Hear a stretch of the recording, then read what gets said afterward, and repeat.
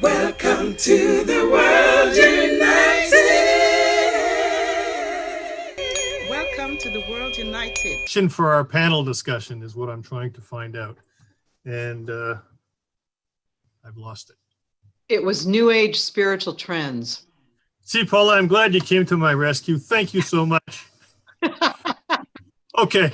Obviously, I'm not in control here. So why don't one of you guys start off and give us your take on this and where we want to go with it? Who wants to jump in? You want me to start? Go ahead. Well, this had, for me, it really, it's like a double-edged sword, okay? And what I mean by that is that, you know, there's so many high teachings now that are available in texts, you know. For example, I can go into the Tibet bookstore in Kathmandu and see all these amazing, wonderful translations of these really high texts. But one of the things that my own master was really concerned about, and many of them are actually, is that the teachings could become trivialized. In other words, when you read these things with an intellectual vantage point, you see the intellect can only understand things by comparison, right? Hot, cold, good, bad. I know comfortable because I've experienced uncomfortable. You know, everything is polarized in the mind, in the intellect. The intellect can only understand things by comparison. It can never, ever experience the direct experience of what we are. To have that experience, we have to drop the intellect.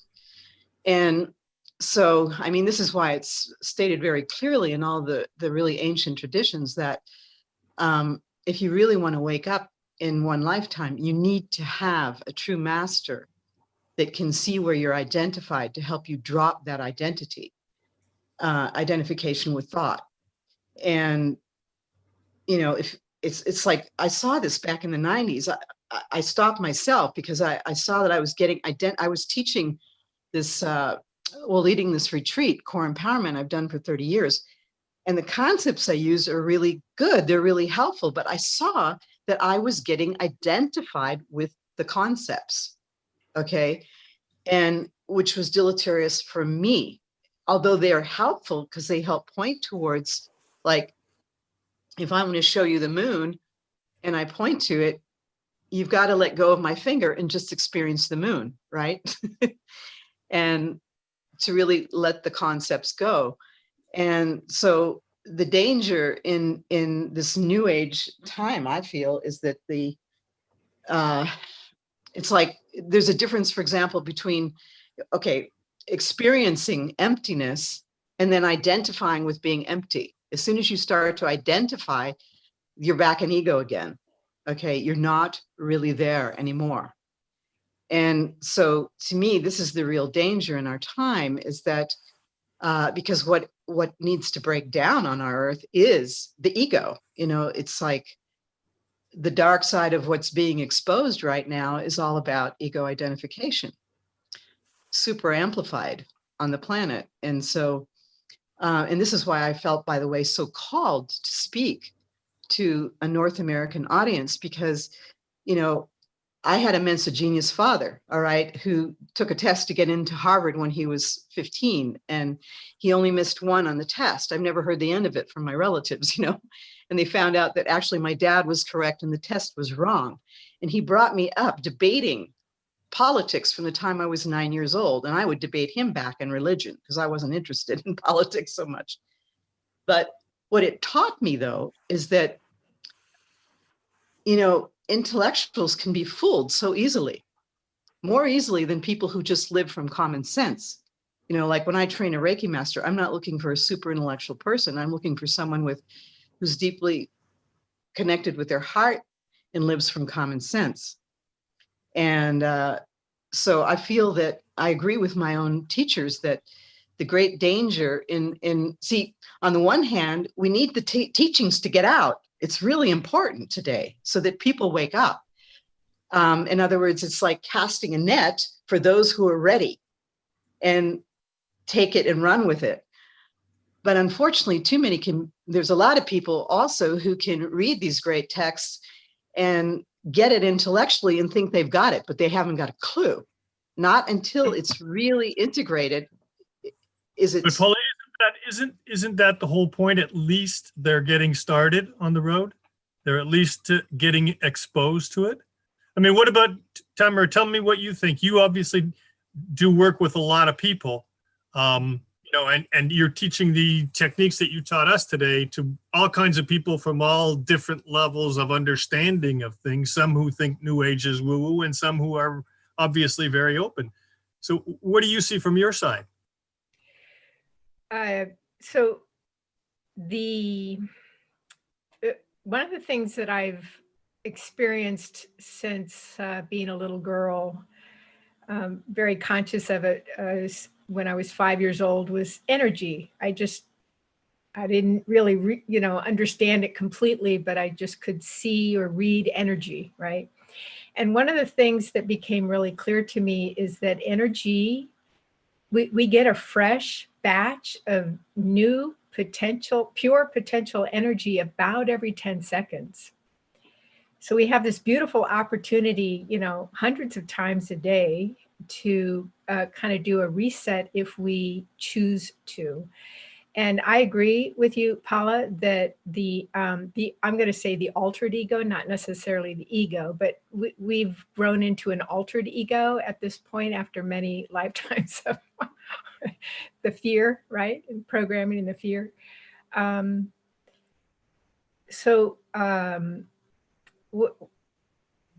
The training, what I've been able to train myself to do is to just with as much love and compassion as I can, because I saw ever since I was just a young girl that it really was love that cured any kind of fear, or love energy that cured any kind of fear energy.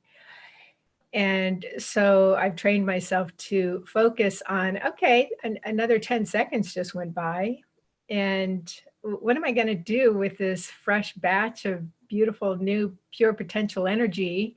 And so much of it was the love energy of maybe forgiving myself and my ancestors and my past lives or whatever for having that fearful thought, or for going right to that altered ego state again, that polarity state again, and then switching it around to what am I deciding to create now? And as a result, and also through the experience, stage 4 cancer experience with my husband, where we really did think he was going to die. He was really hoping to be here today, but that's why we wanted him on video as well. But it was going to that place of just, our egos were pretty much, our altered egos were pretty much going crazy, going down that rabbit hole of fear and negativity and oh my gosh, what if, right? Not staying in the present moment when he was first diagnosed with stage 4 cancer. But as a result, we were able to turn that experience into probably the most beautiful year of our life in terms of really not listening to that part, the altered ego, and really listening more to our open heart, as Paula talks about. And just knowing that everything that is really not happening to us, but it's happening for us, and how can I be in a loving state with whatever is coming up.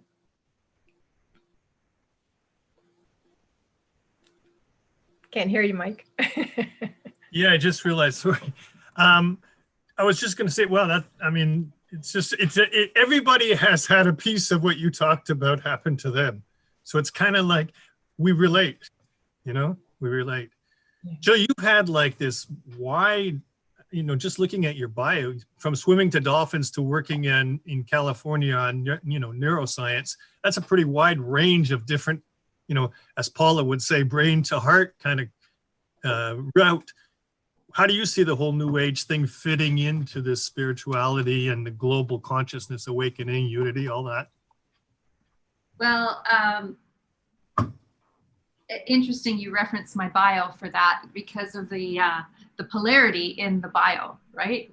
Swimming with dolphins, being so heart-centered and touched by nature and all of the expansion through that, those experiences, and then neuroscience studies in LA and that brainiac kind of addiction to the sugar of knowledge, right? Of thinking and thinking that that's it, when it's just a sliver.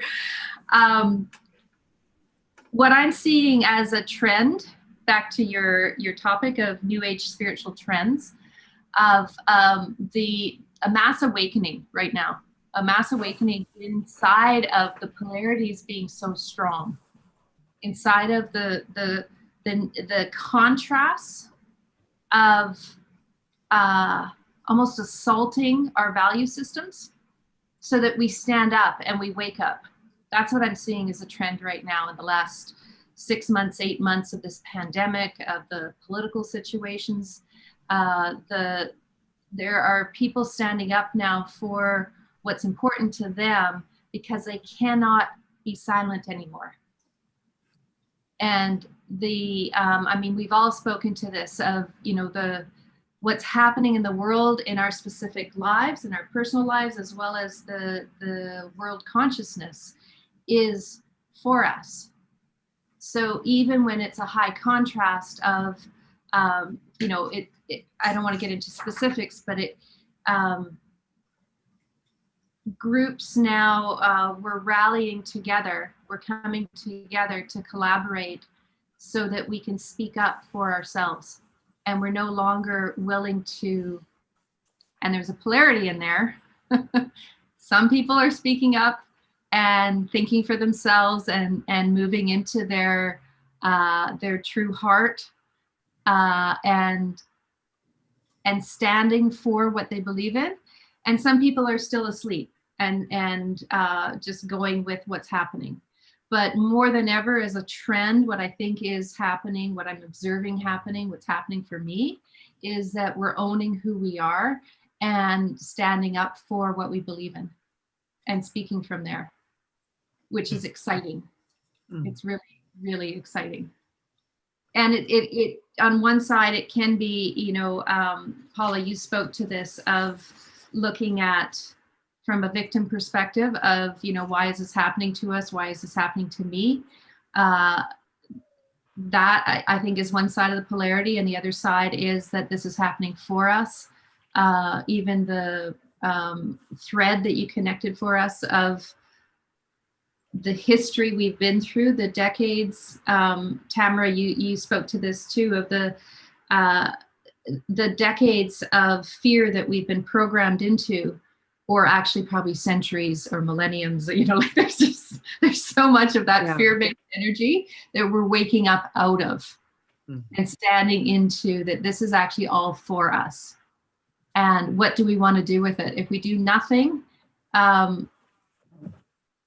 there's no tolerance for that, for this side of the polarity. But I do see that this is happening.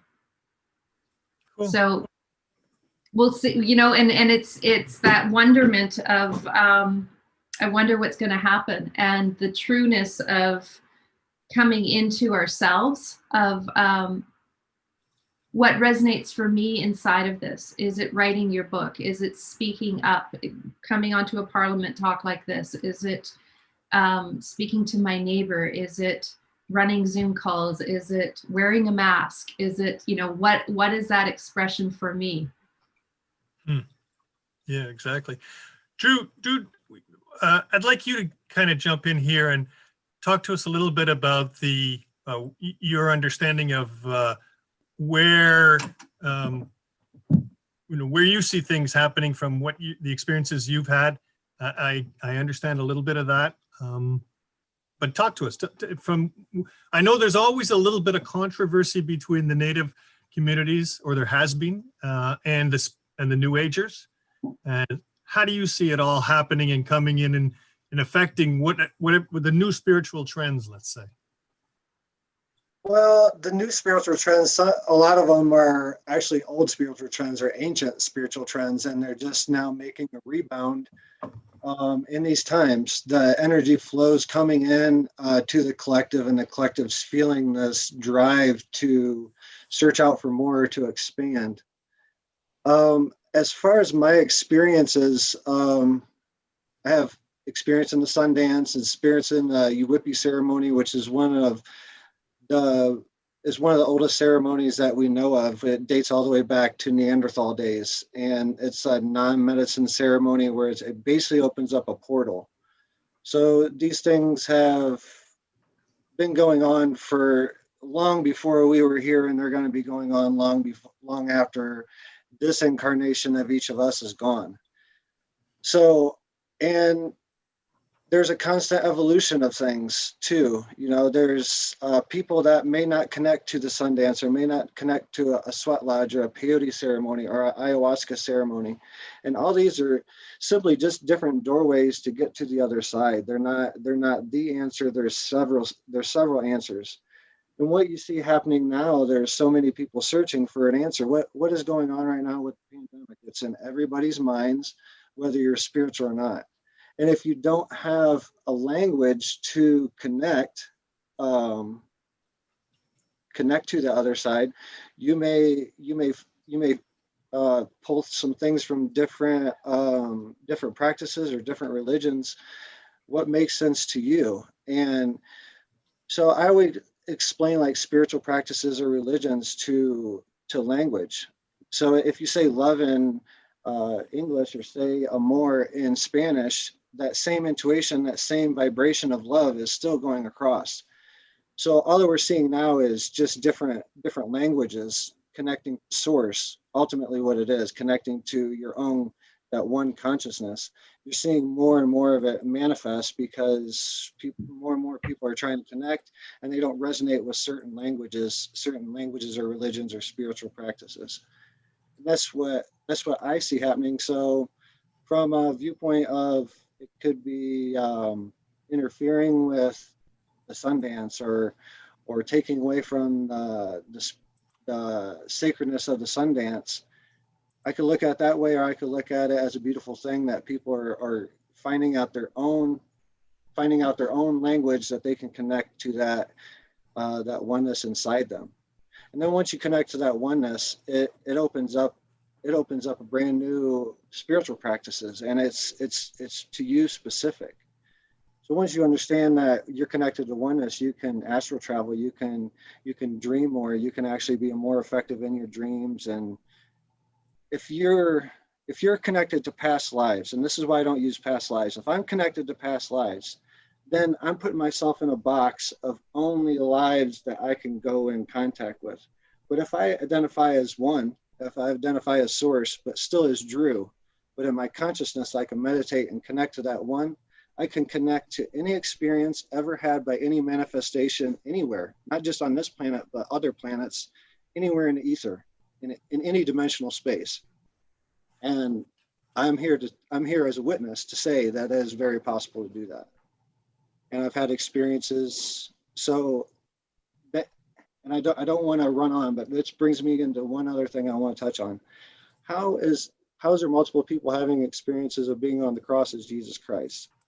It's not a past. That's why it's not a past lifetime. It's an experience that one manifestation had in their manifestation.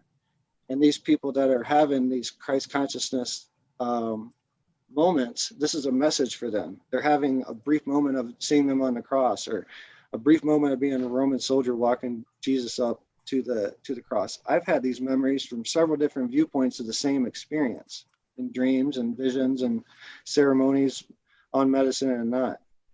So it's the data bank is out there, and all that we have to do is step into it, and it's our choice. We're governed by 4 laws, and I end it with this. Every being has free will. Whatever you put out into the universe will be returned to you and magnified.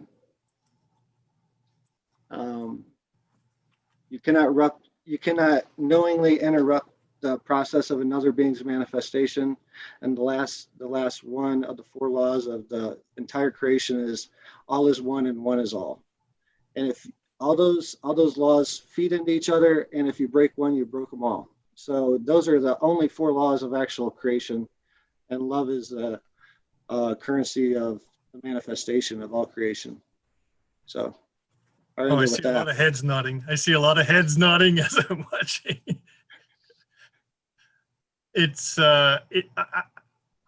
yesterday in our panel, somebody came up with a vision, because we had a very similar conversation, strangely enough, of all of these different perspectives that are coming together over the course of these 5 days, as being almost like if you imagined, you know, the consciousness, full consciousness as this ball, there's doorways all around it. Anyway, there's all these different ways into the center where we're all going. And so it was kind of an interesting analogy, and I'm hearing the same thing today. You know, you used the word doorways, and when you said it, that's what brought it back to my head. It's quite an interesting mix, and I think that's, if anything, the spiritual trends we're looking at is, one, more people are becoming aware, but at the same time we have to, you know, what Paula talked about earlier, that be careful not to trivialize it. Yeah, the very first, and this is on the back of the book, and it was the very first channeling I got from Source. The very first channeling I got from Source, it said, "You are the source of all I am the source of all creation. You are the creator through the power of manifestation. Step back into your power to facilitate the upcoming evolutionary shift." And this was my very first channeling from Source on the medicine path. And he just kind of popped up, and I was channeling other beings, and he just popped up. So, but based on what you just said, what you're just channeling is another consciousness from another time and place that's you anyway. Correct. It's just diluted. And for me to be able to do it, I have to step back enough. That's why I don't refer to myself as nothing but Drew. I have spiritual names that I've been given in ceremony, but I'm just Drew, because it's all just more parts of the storyline, and that gets confusing. I want to share, in the Sundance, I was at a point, I was pulling buffalo skulls, and this is in the book. I was pulling 4 buffalo skulls through a piercing through my back, and I was pulling them in prayer at my second Sundance. This was in 2018. So in there, I went to this point of, I went outside my body, and I started the main spirits of the Sundance, and all these old native spirits were around me, and I was in the ether. And they said, "Ask anything you want." I said, what is the medicine of the Sundance? What is the basis behind it? And they showed me the heartbeat. They showed me the heartbeat of each individual person. The Sundance is involved with the drum.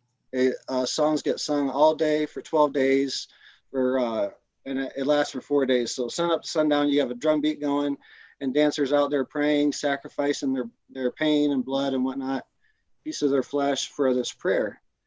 And so these spirits told me that that's the medicine, that you get people together, and more than one person together, and starts in the same vibration, the same heartbeat, and that is the medicine that can really manifest a new world. And I saw the timeline, the timeline's already set. So now is the time to figure out your own religion, your own spiritual practice on how to get to that answer inside you, to have that moment that a lot of us on these panels, and probably a lot of listeners, have had.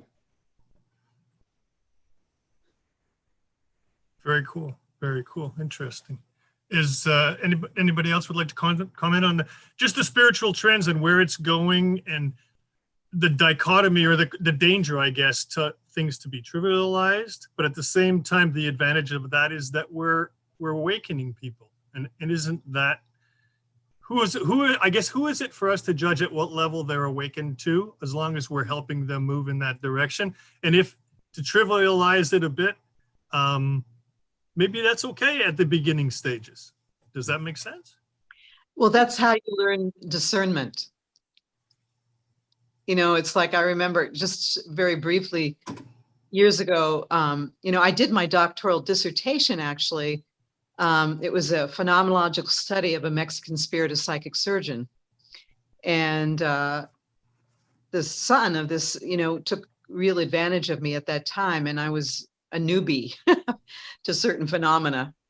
And it's through going through that experience taught me discernment of what is real mastery and what is not. So, because like here in India, for example, there's a lot of fake gurus. There's some really great ones, but a lot of fake ones too. So, yeah, we all have to go through it to learn, what is real, real mastery, and Jill, Tamara, how do you guys feel about that? I have psychotherapy practice in New York City, getting close to 30 years now. And my office is right in Wall Street. So for many years, I've been seeing, executives from Wall Street. And even though I've always been a, deeply spiritual being that knows that, we're, as Drew talks about, we're energy, right? I couldn't talk about these kinds of things with these people or my clients at the time without them trying to shut me down. Oh, don't go into that hogwash, Tamara. Come on, what do I do? What do I do? It's always about what should I do? What do I do? What I do the ego, as Paula talks about. And now I literally have clients that I've known for years, off and on for years, coming back into my practice and saying, okay, I really want to talk about the energy of things. I want to talk about, who I am, who am I really? And I finally hear you about, it's not so much what I'm doing, but who I'm being as I'm doing it. And it's quite amazing, actually. It's my jaw drops down to the floor when I hear these kinds of questions coming from the very people who really poo-pooed this and running, corporations or huge law firms or what have you. And it's just, I think at one end, the news is showing us that, the whole world is falling apart. Again, I think Drew talked about, is it Armageddon? Like, what's really happening here? But at the same time, we have this other, and this is a spiritual trend, we have this whole other force, like everybody, all the speakers in this wonderful summit, it's all happening kind of at the same time, and it's not really one more than the other. So, and I know we're going to win out as warriors of love. We're going to win. It's almost like, I'm seeing more and more on TV these days, all these programs about UFOs and disclosure of UFOs, and the Air Force recently came out and said some stuff, and the Navy and all this stuff. And it's like, there's a more of a sensitization that's becoming acceptable. People there, it's like it's becoming almost more acceptable. Oh, you had a UFO experience? Okay, yeah, it's cool. Whereas before that was like a big deal. And I think it's the same thing for some of the concepts that we've been talking about. Everybody's been talking about here is it's becoming more acceptable, mainstream, as you say, Tamara. Those business people who you think are all real stiff, behind that part, there's things going on. There is, yeah. Mm-hmm. Thank goodness. I found, just to carry on, Tamara, what you were noticing in your practice, I've noticed the same. I've been doing this for about 11 years, one-on-one sessions in hypnotherapy, and I've never been so busy as to the last 6 months. And people are wanting to go beyond what they know.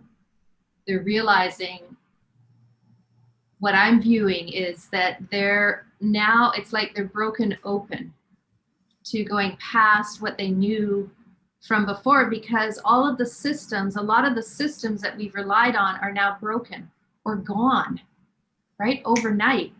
And so there's this new vulnerability of leaning into, there must be something else. There must be another way, and in that of asking for help, asking for guidance, and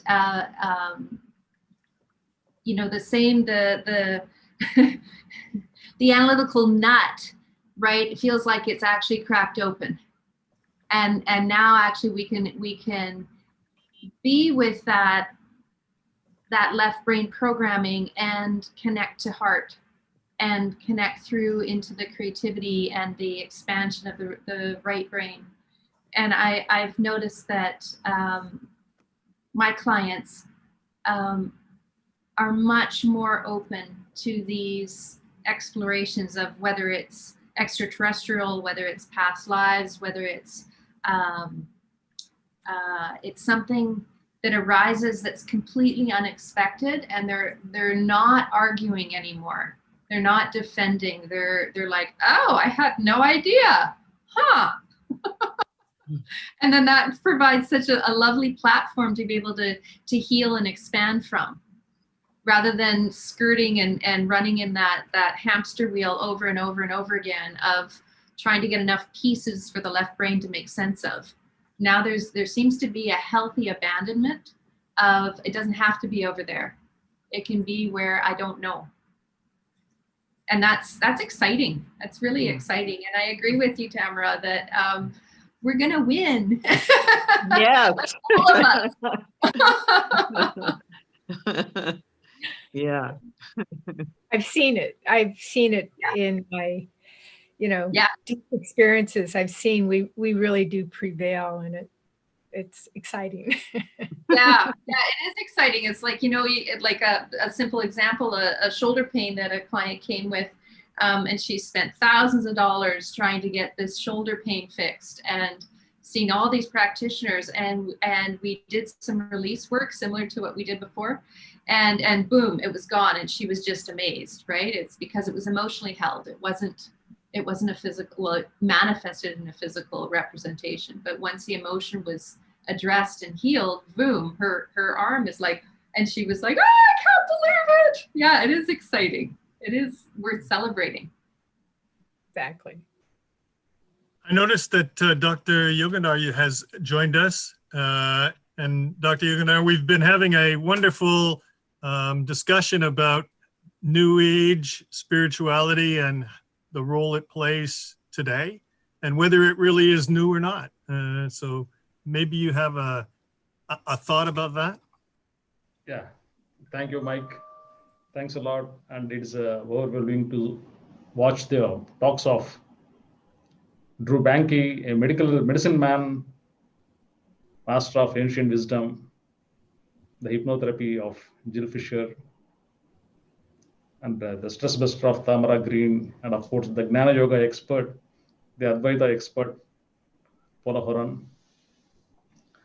It's a very powerful combination, a medicine man of very old ancient wisdom, Gnana Yoga of India, Advaita philosophy of India, very old, thousands of years old system. Hypnotherapy has been in vogue since many, many years, but has become more popular with European Mesmer and so many researchers, so many researchers into past lives, the future lives, all this stuff. And of course, the New Age spirituality, if you see the New Age therapies and New Age spiritual wisdom, as far as therapies are concerned, UNO has recognized more than 1,100 therapies. It seems as if there are more number of therapies than number of diseases. Therapies are dominating the number of diseases. So many every day, new therapies are coming up. All little modification here and there, a new brand name, the New Age spiritual market is full of therapies. So now I would like to put a question to all of you, because most of you are into healing, and because PAULA HORAN is also a master of Reiki. Her book on Reiki has become very, very popular for the past more than 25, 30 years, I think.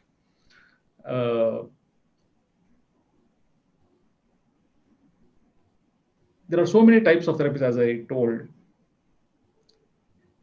The methods of shamanism, which has been in the world for the past thousands of years, and the modern medicine, like surgeries, emergency medicine, and therapies related to metaphysics, like hypnotherapy of past lives and future lives and all.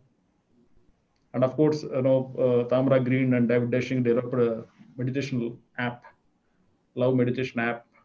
Technology has been added to cure so many types of chronic and acute diseases as well. So how do we actually combine all these ancient methods, which are not actually studied, experimented from the perspective of so-called modern medicine? For example, shamanistic methods are not actually, the soul retrieval system, talking to the souls, going to other frequencies, talking to the people of those frequencies, projections into the future. All this type of things are not understandable to the modern day doctors. How do we actually integrate all these powerful, magnificent therapies of ancient wisdom and the new age therapies and also the modern medicine therapies? For example, hypnotherapy is wonderful therapy, especially for those people. Most of the diseases, as you know, are psychosomatic in nature. More than 90 or 95% diseases are psychosomatic in nature. They have strong psycho-emotional root as the cause of the disease. So how can we actually club all these modern medicine and the complementary medical therapies and ancient medicine? So someone please step up and present yourself, please. To begin with. It's love. Yep. And intuition. Yeah, Drew Bankley. Sorry. Sorry, I just speak a bit to that of the hypnotherapy style that I work in it brings in other therapies, other styles. And I trust my intuition because I'm a fan of there's no one magic pill. As much as I liked The Matrix, I love that movie. There's no one magic source, and we're so complicated that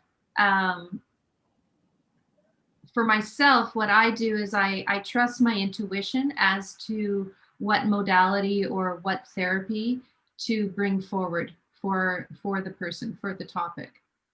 And from that, letting go of doing my best to let go of my ego of, oh, it has to be this.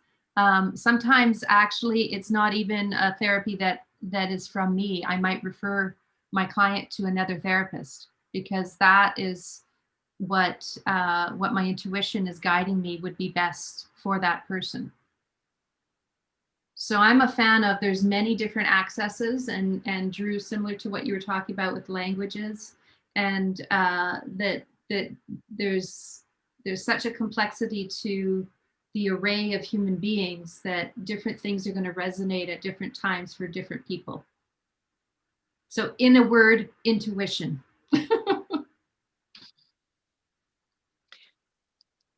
I'd like to jump in. Yeah, I really agree with you, Jill, that there's no one way in particular, for everybody. There's so many ways. I mean, I basically, when I'm in the last few years, I've been using EFT because before that, when I was a student in California in the 80s, I learned all these different types of body work to look at a body. I could see where the emotions are stored, which points to go in and hold. And I developed my own thing of mixing these body work points with rebirthing breathing to speed up the process. And then when EFT came along, then I could take it from doing a 3-hour session to 1.5 hours and accomplishing the same amount with it. Yeah, I agree. There's just so many different ways to approach healing. But the key is, for me, is what helps people go in and complete the deepest trauma.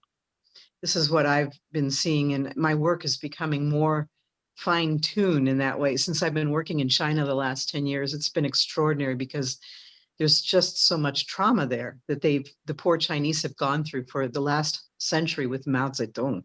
It's unbelievable what they have been through. And I can't tell you how many women I've held in my arms, that as soon as you're born in China as a female, you're hated immediately because they want that glorified son who's going to take care of them. And if they don't have a son, they're freaked out. like who's going to take care of grandma and grandpa, both parents, both sets of grandparents. And anyway, I won't go into it, but it's created so much trauma. And then all the abortions that they've been forced to have. And it's just so much trauma. And so what I've seen anyway, going into the Paula, can I just interrupt? I'd rather not end on a trauma note. I know. I'm shifting it now. I'm shifting it. But what I want to get into is that by taking them into that trauma, they go into, then it's erased. When you hit the real key one for all of us, it gets erased, and then they're in the bliss. And this is where I've been able to take people, is into total like non-dual awareness and the bliss of absolute freedom from that. However, I want to just say one thing too, for those of you who may happen to do EFT. It's really important to work with the fear of emptiness before you take people there, because the ego freaks out. Once it hits that total emptiness, okay, our egos are addicted to suffering, and that's what keeps us in it. So it's really important to go and tap the fear of emptiness before you take people to that level. I just want to. Thank you. I appreciate that. I'd like to just, because we're winding down here, and I noticed that Grandmother Parisha has joined us, I'd like to just give her a chance to comment on the whole. I appreciate that, Mike. We don't need the intro. We're good. Okay. I was actually drawn to this track. Okay. Soon as I set my computers up, I was drawn to your track and following a tremendous line of intuitiveness. My thoughts on your service and what you've shared and what you've done is that you have actually acquired what so many people need to be looking at now, that we have the ability within us. Our body is an altar. In my language, my people are Cherokee. We don't have a word for body. The body is referenced as an altar. Okay, and in that, I've studied the many sciences of the physical body as well as the energy body. And what you're doing is so needed for right now. I mean, you're right on time. You're right where you need to be, and you have the skill bank of what it's going to take. Tamara and Jill and Paula, you have actually brought in a tremendous amount of good energy, and we are so blessed here at our program, our World Parliament of Peace and Spirituality, that you've actually come as very, very much a bundle of wealth, and I thank you so much for that. But also, in what you're doing, I have a question. Do you ever actually focus with intent on particular situations? Because I heard you very much, Jill, and I agree. The way my particular perspective on how I see things, from a child to I'm 80 years old now, I still see the same. So I don't know that I have had variance, because the lines are just very clear. But when there are times that I learned probably a good 50 years ago, okay, to actually not try to control it, not tell it what to do, because the unknown is constantly downloading to us, and you know that.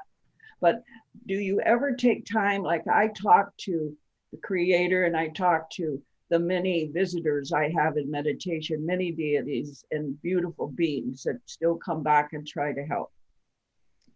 I actually ask sometimes for there to be specific energy to certain things, especially like what you just shared, Paula, you're working with China. At different parts of the world where my work has taken me, after experiencing the people, the suffering, I have gone to asking for particular help. And I am finding resource like I could never imagine. I feel I'm a very well-connected person. I have many, many people working with me, but I'm always amazed that this comes totally out of nowhere with no description, not even a faint idea of what it should be or how it's going to come. And all of a sudden, everything gets resolved. So I'm asking, do you have any instances to where you've had those experiences, and are you actually taking your energy, your intuitive abilities, and focusing them on a particular area and a particular need? I never define what it has to do. I ask it to resolve and bring peace, harmony, and lift suffering. do you do that work? Any one of you could answer. I'll quickly pipe in. I work with I connect with a group of energy workers every Wednesday. We have for about 3.5 years now. And we often do that. We intuitively connect and ask for healing for the land that I'm on is indigenous, where I live is called Tawasin, and it's indigenous land. So we ask for healing of the land, even though we're white people, but you know, who knows, in another lifetime, who knows what we were. And we often, my dad has gone through heart surgery and had a heart attack, and for his healing and to be unattached for his journey, right? Of calling in. So being specific for my father and being open that his path is for him and his time is, you know, divinely coordinated beyond my little pea brain. So yes, in a word, yes, often ask for guidance, and then the openness, the healthy surrender is what I call it. Healthy surrender to beyond what my intention is, of understanding that I'm a piece of the puzzle of all of everything. And there's so much more that's being guided. That's so good. I thank you so much for sharing it. And I don't want to leave out Drew and Tamara and the rest of you. My little computer screen's only picking up so many names and faces, but I see that there's many more of you here. And Drew, with the work that I heard you discuss, what I'm looking to do with our World Parliament, okay, is that we need, I'm going to call it, what am I going to call it? I'm going to call it a basket, because it's just a term familiar with me as my people. But we need to have a collective of people who have your gifts, that work with the very invisible field of intelligence that's around us in the different, many ways. I don't want to go into trying to discuss what that is, but that we actually could have a pool of people that would work with us on each one of our particular events, especially the one coming up in Africa, that would actually just take charge. And we obviously invite you to please join our council. We have such a world and such a large world that no 2-3 people are going to ever do that work. Every one of you are needed. And my feelings are you responded to the invitation to be here with us because something in your very nature and heart saying the same thing, that you know now is the time, and if not now, when and who, if not us, okay? So I'm looking that we, and I got to talk more to Dr. Yugandhar, but you give me encouragement that there is a very real group, a real good number of you that could actually create that conscious pool of energy to where it just becomes the net under which we actually do the work of the World Parliament. Because there's so many, you know, like we deal directly with the individuality, everybody's fingerprint, not one like it, right? Can't find another you anywhere. And so if we get to where we can take that individualness that's so important in listening to each one of you, you're unique, very unique, but very special because you have found a particular thread of which you can tap and work. And to have that kind of just a tent, just a bubble that the program is in, because we know when people hear, and I'm sure you've experienced that in your work, when people hear the unknown, what they've never considered or what maybe they've even opposed, but at the right moment, they hear that little message or they hear something that makes them start thinking. And then the wheel of Dharma turns and they find their way. I feel you all are that people. I feel all of you on this particular channel here are definitely those people. So as we come in and invite you to particularly experience and help us with our global council, it would be good that someone of you, if you're in the meetings with us, to please remind that I talked about the psychic consciousness. We could even call it a bubble, the psychic consciousness bubble, because like I'm very much aware, Drew, you probably experienced this, my people all talk in a circle. There's no sides on a circle. there is a center. And from each position around the circle, there is a direct line to that center, which is unique to the person who is sitting there. When we can't pick sides, neither, but we can sit in the medicine wheel across from our opposite. So if I am love, across from me is going to be hate, and then there's balance. So we live in this world of definitely duality, and we seem to feed the negative more, thinking, we deal with or we speak to, or we're more emotionally connected to the negative. And I feel your energy helps change that, because the beauty and the love and the obvious power of nature and the planet herself gives us answers that we need very desperately at this time in our world. So any of you that are thinking about joining us, please let us know that. And please remind in the meetings, for when Grandmother Perisher comes up, to please say, okay, remember that psychic consciousness bubble you talked about? That's where I would like to look, okay? And I definitely would like to see that. And again, I have to say, I thank all of you for bringing your very specialness, the depth of your spiritual being is so evident and so appreciated. Did you have something you wanted to say, Drew? I thought your hand went up.